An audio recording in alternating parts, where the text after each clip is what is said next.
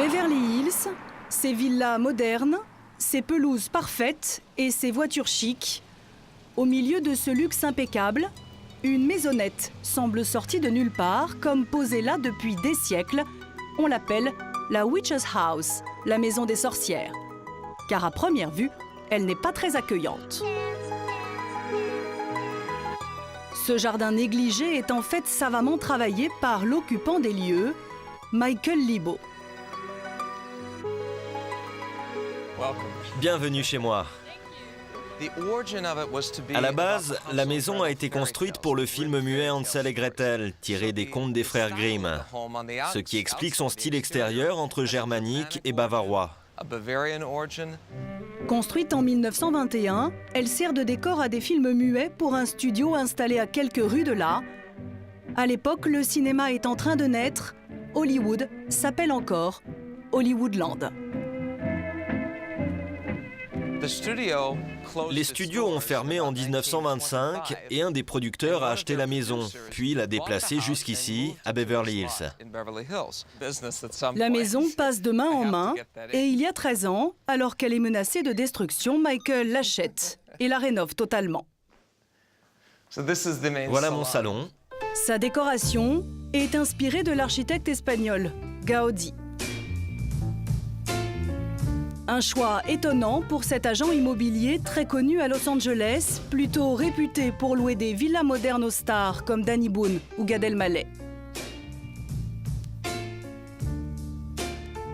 Je n'ai pas forcément eu une enfance de conte de fées, alors vivre dans cette maison me permet de retrouver une certaine fantaisie.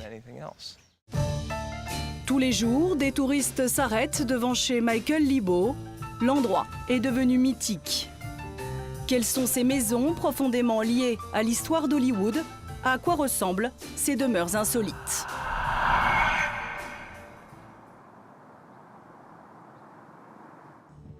Très tôt, dès l'essor des films muets, une demeure devient incontournable pour le tout Hollywood. Pourtant, elle n'est pas située à Los Angeles même, mais au nord de la ville, sur la côte, perchée sur une colline. Voici l'incroyable château de William Hearst. À partir des années 20, ce magnat de la presse et des finances, passionné d'art et de cinéma, y invite tous les grands de ce monde, hommes politiques, grands banquiers et stars de cinéma. Voici par exemple Charlie Chaplin dans le parc à l'époque. Aujourd'hui, c'est un musée dirigé par Hoyt Fields depuis 42 ans. Bonjour, ça va bien?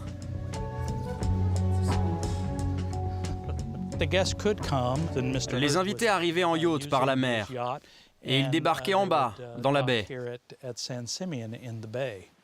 Charlie Chaplin, Douglas Fairbanks, Cary Grant, Clark Gable, les Marx Brothers, Winston Churchill venaient ici fuir la pression et profiter d'un lieu à la démesure de son créateur milliardaire. À commencer par cette piscine olympique en marbre. Avant, la piscine était trop petite. Elle a été agrandie 3 fois avant d'avoir cette taille-là.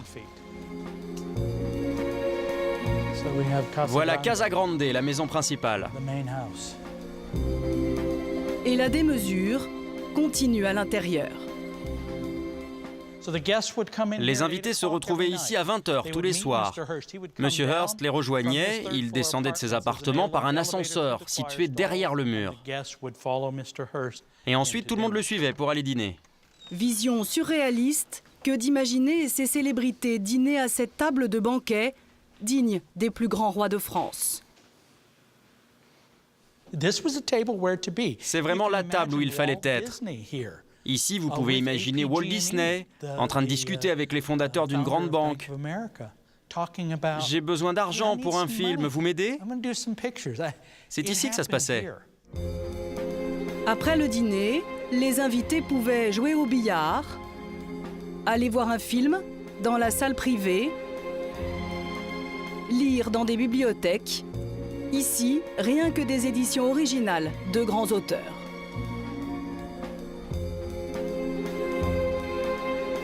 Pour loger ce beau monde, 60 chambres à disposition, Et clou du spectacle, une piscine intérieure décorée de feuilles d'or 22 carats. Pas étonnant qu'Orson Welles se soit largement inspiré de la vie du propriétaire pour Citizen Kane, chef-d'œuvre du 7e art. Il était un peu mégalo, Monsieur Hearst, non? Non, je crois pas. Il voulait faire profiter de tout ça aux autres.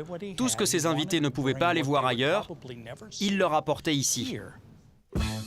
Mais si Hollywood offre une vie de rêve, il s'y est aussi passé des drames.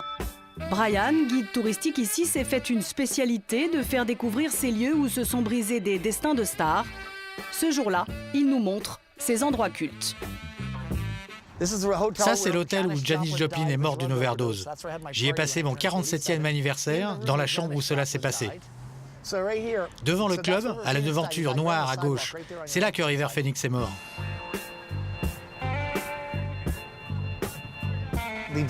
Vous devez reconnaître cet endroit. Vous vous souvenez de ces images d'ambulances sortant de ce portail? C'est ici que Michael Jackson est mort. Et là, sur la droite, c'est le Château Marmont, l'hôtel où l'acteur John Belushi est mort d'une overdose.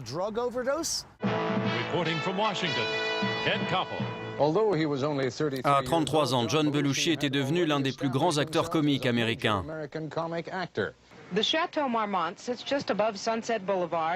1982, l'acteur star des Blues Brothers, John Belushi, meurt d'une overdose à l'hôtel Château Marmont. Un triste événement qui perpétue la légende de ce lieu fréquenté par le tout Hollywood depuis les années 40 et encore aujourd'hui. On y croise Jean Dujardin, juste oscarisé, Marion Cotillard ou Lana Del Rey en concert ultra privé. L'hôtel ouvre très peu ses portes aux caméras, discrétion oblige. Mais Federica, gérante du lieu depuis 15 ans, accepte de nous le faire visiter. Le Château Marmont, c'est 60 ans d'anecdotes de stars. C'est dans ce bungalow que Natalie Wood et James Dean ont passé leurs essais pour le film La Fureur de vivre. Howard Hughes, lui, séjournait souvent dans la suite au dernier étage de l'hôtel. Il regardait avec ses jumelles les starlettes dans la piscine et leur criait « Montez, montez !» Alors elle montait dans sa chambre et la suite fait partie de la légende. Voilà la piscine de l'hôtel. Elle est très petite, très intime. Peu à peu, la nouvelle génération a pris ses marques ici. Sofia Coppola, habituée des lieux depuis toute petite, y a tourné son dernier film, Somewhere. Ça va, Cléo? Ouais. L'hôtel est un ancien immeuble d'appartements. C'est pour ça que certaines stars y vivent parfois pendant des années. Le gratin d'Hollywood apprécie aussi le style de l'hôtel, unique à Los Angeles, inspiré de nos célèbres châteaux de la Loire. Et bien sûr, ça part de légende.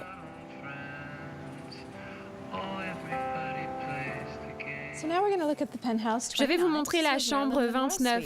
C'était la préférée de Marilyn Monroe. Elle l'adorait. Elle venait souvent le week-end.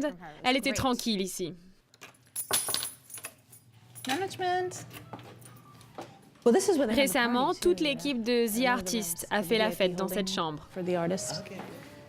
Certaines suites, comme celle-ci où John Belushi est décédé, coûtent jusqu'à 4 000 € la nuit. Nos clients adorent car ils peuvent venir en famille. C'est très spacieux. Il y a un petit jardin privé et puis une cuisine tout équipée. Ils l'utilisent beaucoup. Car à Hollywood, le patrimoine peut rapporter gros. Incarnation ultime de ce business, la maison Stahl, perchée sur les hauteurs. Son argument de vente, sa vue a coupé le souffle sur Los Angeles.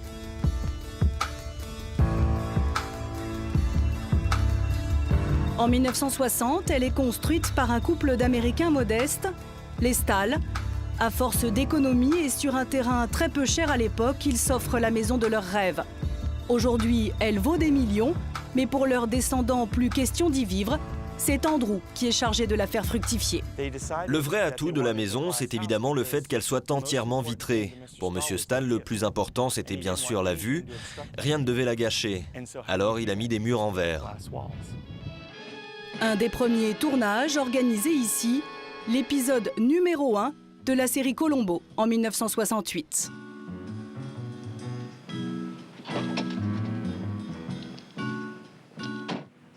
Quand je l'ai interrogé hier, j'ai dû y aller un peu trop fort quand je lui ai dit que je vous aurai un jour à travers elle.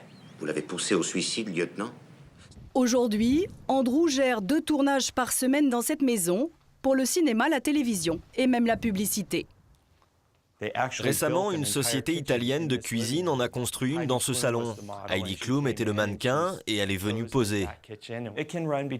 Pour tourner ici, ça coûte entre 3 500 et 9 500 € par jour. La maison surplombe celle des plus grandes stars de cinéma, celle de Cameron Diaz ou de Sandra Bullock, comme si les demeures mythiques de Los Angeles étaient un peu devenues des actrices à part entière à Hollywood. 50 Minutes Inside, c'est terminé. Merci de nous être fidèles. Tout de suite. Voilà, The Voice. Évidemment, on vous attend. J'adore faire ça. Ça va, vas-y encore. Hein? Faut venir sur le Prime. Ah, bah je vais venir. On sera en direct. Ouais, je vais venir. Allez, passez une excellente soirée. À tout à l'heure et à la semaine prochaine. À samedi prochain. Salut, bye bye.